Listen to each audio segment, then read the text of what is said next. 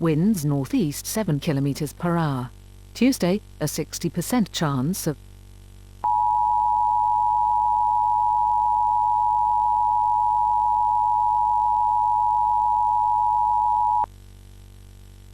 This is a test of the Weather Radio Network's warning alert system.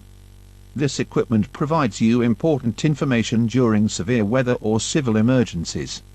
If there were an actual emergency occurring, the instructions followed by the tone would have given important information and instructions on the following alert.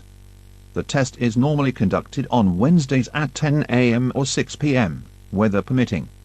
This station is transmitting from the London metropolitan area and serves the surrounding Croydon, Epsom, Grays and Alford areas. This test is now concluded. The broadcast will now resume.